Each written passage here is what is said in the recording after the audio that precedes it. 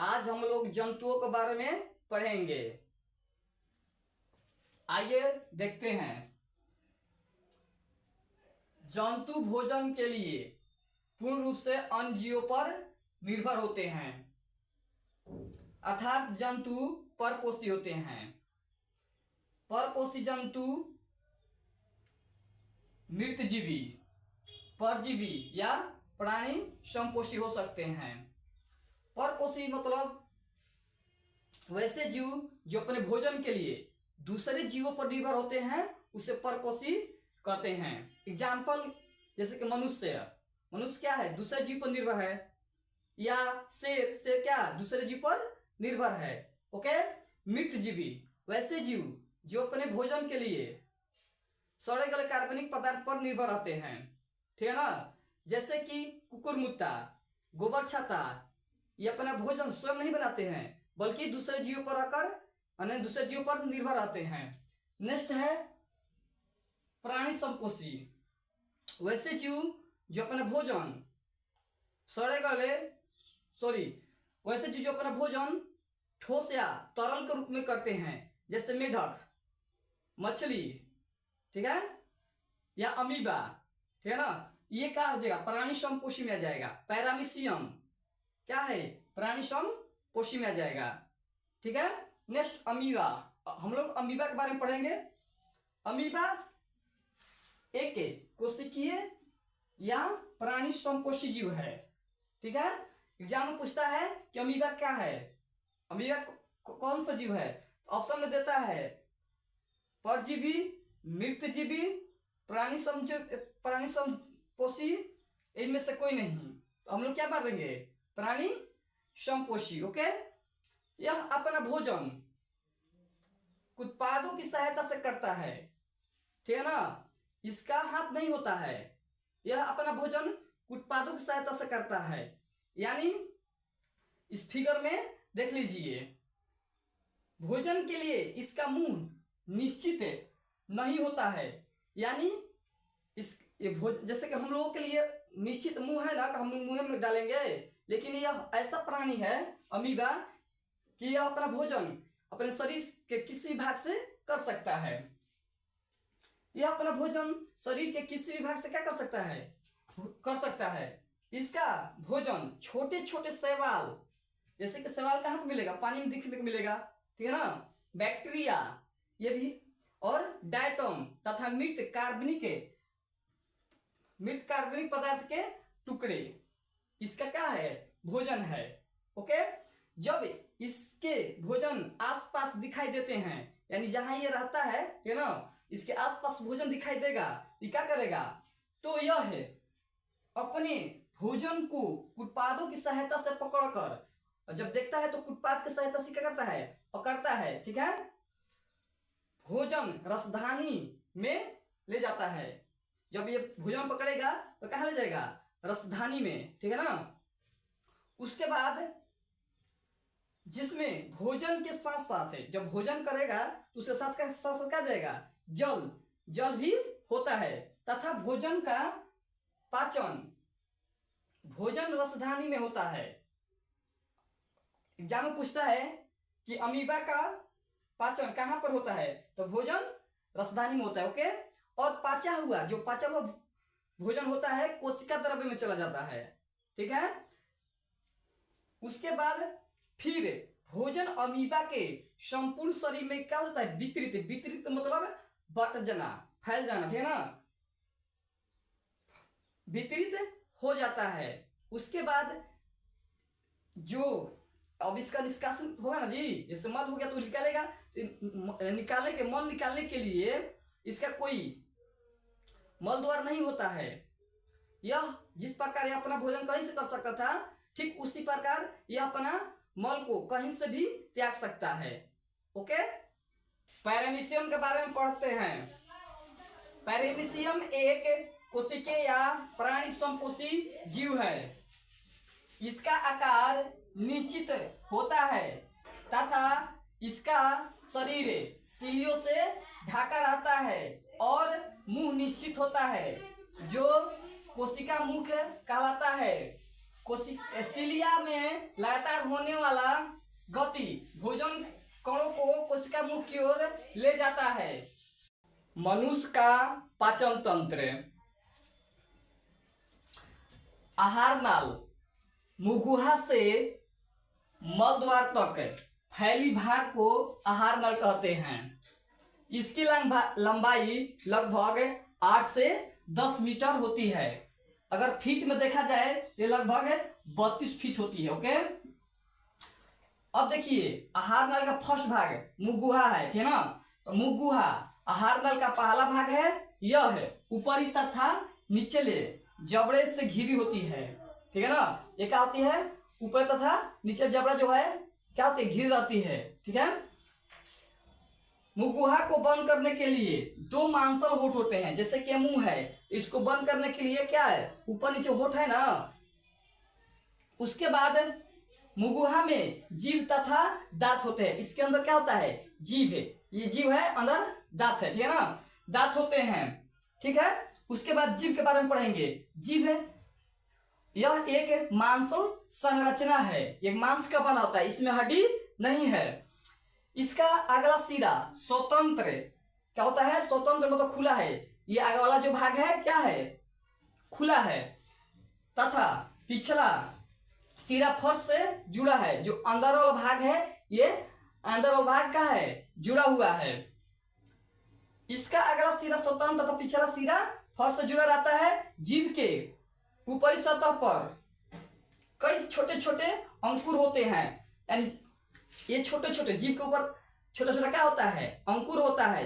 जैसे कि हम लोग शादी ब्याह में चाहे जल्दबाजी में चाय पी लेते हैं तो सावत के लिए क्या होता है, जल जाता है, ठीक है ना। तो जब हम कुछ खाते हैं ना तो बुझाते नहीं कि क्या खाएं, ठीक है ना, स्वाद नहीं बुझाता है।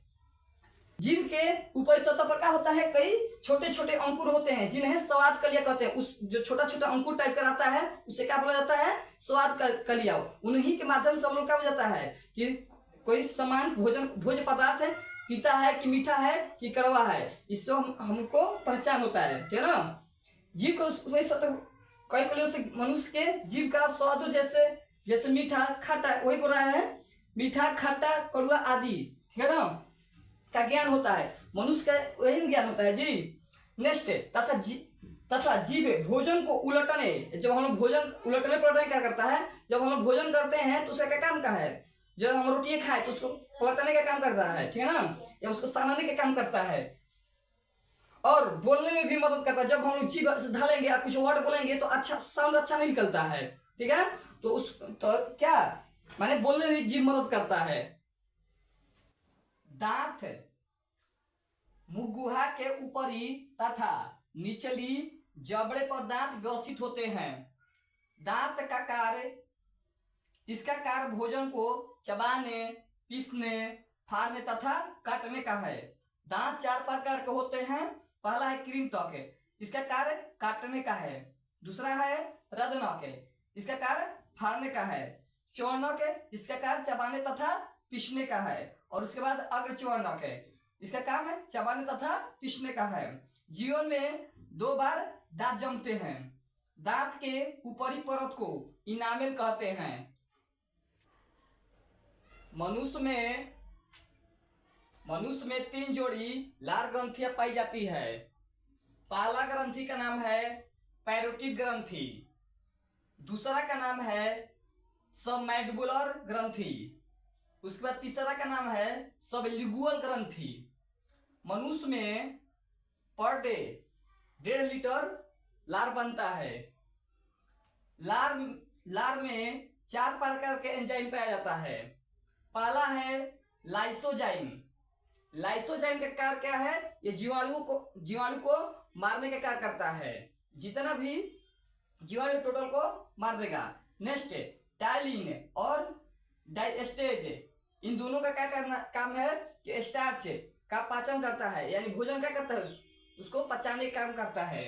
नेक्स्ट म्यूकस, यह भोजन को चिपचिपा बनाता है। तो यार जैसे हम भोजन करते हैं तो उसको रुखा टाइप का, तो उसको चिपचिपा बनाने का काम करता है। ओके, उसके बाद आता है ग्रास नली। ये क्या, ग्रास नली या ग्रेस्का भी बोला जाता है। इसकी लंबाई 25 सेंटीमीटर होती है। कितना होती है, 25 सेंटीमीटर तथा इसमें पाचन की क्रिया नहीं होती है, क्योंकि ये भोजन जब डालते हैं तो यहाँ से कर्माकुंचन के माध्यम से क्या होता है, नीचे की ओर आता है। ठीक है, जब भोजन ग्रास नली से फैलते या सिकुड़ते हुए नीचे की ओर जाता है उसे हम क्या बोलते हैं, कर्माकुंचन कहते हैं। अमाशय, इसकी आकृति जे आकार की होती है और इसकी लंबाई लगभग 30 सेंटीमीटर या 25 सेंटीमीटर होती है। कहीं कहीं एग्जाम में 30 सेंटीमीटर देता है तो कहीं कहीं 25 सेंटीमीटर देता है। ओके, जहां पर देखिएगा इसको उड़ा दीजिएगा। नेक्स्ट, यह उदर गुहा के बाईं ओर स्थित रहता है। अमाशय जो होता है कहाँ पर स्थित होता है, उदर गुहा के बाईं ओर। अमाशय के ऊपरी वाला भाग कार्डियक कहलाता है। ऊपरी वाला भाग क्या कहलाएगा, कार्डियक, तथा निचले वाला भाग पाइलोरिक क्या कहेगा, पाइलोरिक, और बीच वाला भाग फूडिक कहलाता है। यह आहार नाल का चौड़ा भाग होता है। जो अमाशय है ना, अमाशय आहार नाल क्या होता है, चौड़ा भाग होता है। अमाशय के अंदर एक झिल्ली होती है। जब हम लोग अमाशय यहाँ बनाएंगे तो इसके अंदर क्या होता है, जे आकार की होती है जी, तो इसके अंदर क्या होती है, झिल्लुमा पदार्थ होता है जिसे इपिथीलियम कहते हैं। उसको क्या कहेंगे, इपिथीलियम कहते हैं। और धंसे हुए हिस्से से एक जूस निकलती है। मान जो धंसा हुआ हिस्सा है ना, यहाँ से क्या निकलेगा, जूस, जिसे जठरस कहते हैं।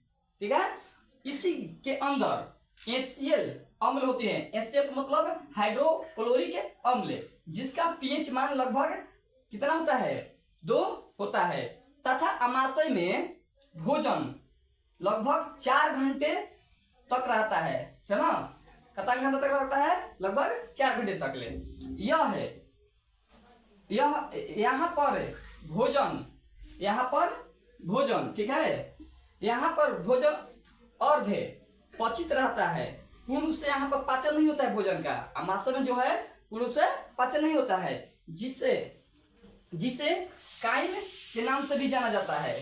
ठीक है, जिसके क्या नाम से जानते हैं, काइम के नाम से जाना जाता है। अब देखिए, अम्ल के साथ साथ इसमें एंजाइम भी पाया जाता है। पहला है पेप्सिन एंजाइम, दूसरा है रेनिन एंजाइम, तीसरा है लाइपेज एंजाइम, और चौथा का है जिनेटिनेज एंजाइम। अब देखिए, पहला एंजाइम जो है पेप्सिन, ये प्रोटीन को सरल पेप्टाइड में तोड़ता है, यानी इसको क्या करता है, बदलता है। नेक्स्ट है रेनिन, ये भी रेनिन क्या है, एंजाइम है। ठीक है ना, यह बच्चों में पाया जाता है। और ये केसिन जो प्रोटीन होता है दूध में पाया जाता है। ठीक है ना, कहाँ पर पाया जाता है, ये दूध में, जिसे ठीक है ना, रेनिन एंजाइम केसिन को पेरोकेसिनेट में बदल देता है। ठीक है, जैसे हम लोग देखते हैं कि जब तब बच्चे को माँ इतना दूध पिला देती है ना, तो उसके कुछ मान 1 मिनट के बाद क्या होता है, उसके मुंह से दही जैसा पदार्थ निकलता है। तो उस किसके कारण, रेनिन एंजाइम के कारण निकलता है। लाइपेज क्या होता है, वसा यानी प्रोटीन को क्या करता है, वसीय अम्ल में बदल देता है। उसके बाद जिनेटिनेज क्या होता है, एंजाइम है जो जलनुमा पदार्थ है, जिलेटिन को क्या करता है, जल अपघटन करता है। उसके बाद नोट है, वसा प्रोटीन का पाचन प्रारंभ होता है। हम ये नहीं कहते हैं कि पूर्ण से पाचन होता है। ठीक है ना। नेक्स्ट कार्बोहाइड्रेट जो होता है मुंह में ही पाचन की क्रिया प्रारंभ हो गया था। कार्बोहाइड्रेट का जो अमाशय है, इसमें क्या होता है, अवशोषण होता है। यह नहीं कह रहा कि पूर्ण से अवशोषण होता है, एल्कोहल का भी अवशोषण होता है। अमाशय के बाद हम लोग ग्रहणी के बारे में पढ़ेंगे। यह है छोटी आंत का भाग होता है, जहां यकृत द्वारा स्रावित पित्तरस तथा अग्नाशय द्वारा स्रावित अग्नाशय रस द्वारा भोजन का पाचन क्षारीय माध्यम में होता है। यकृत मानव शरीर की सबसे बड़ी ग्रंथि है। इसका वजन 1.5 kg का होता है। उसके बाद हम लोग छोटी आंत के बारे में पढ़ेंगे। छोटी आंत यह पतला लंबा कुंडली जैसी संरचना होती है। इसकी लंबाई लगभग 6 से 7 मीटर होता है। यहाँ भोजन का पाचन पूर्ण रूप से होता है। यहाँ एग्जाम पूछता है, बताओ भोजन का पाचन पूर्ण रूप से कहाँ पर होता है, तो कहाँ पर होता है, छोटी आंत में। ओके, उसके बाद बड़ी आंत के बारे में पढ़ेंगे। यहाँ पचे हुए भोजन का अवशोषण होता है। जो भोजन होता है उसे क्या होता है, अवशोषण होता है, तथा अवशिष्ट पदार्थ को बाहर निकाल दिया जाता है। जो भी भोजन के साथ अवशिष्ट पदार्थ रहता है उसको क्या किया जाता है, बाहर निकाल दिया जाता है। इसकी लंबाई लगभग 7 फीट होता है, यानी बड़ी आंत की लंबाई कितना होता है, 7 फीट। उसके बाद हम लोग मल द्वार या मलाशय का पढ़ेंगे, ठीक है ना। तो अपचे भोजन के अतिरिक्त जल का अवशोषण होता है, यानी मलाशय या मल द्वार में क्या होता है, हमारे भोजन का जो अपचा भोजन आता है उसके अतिरिक्त जल का भी अवशोषण होता है। अंत में अपचा भोजन मल द्वार द्वारा समय समय पर क्या होता है, शरीर से बाहर निकल जाता है।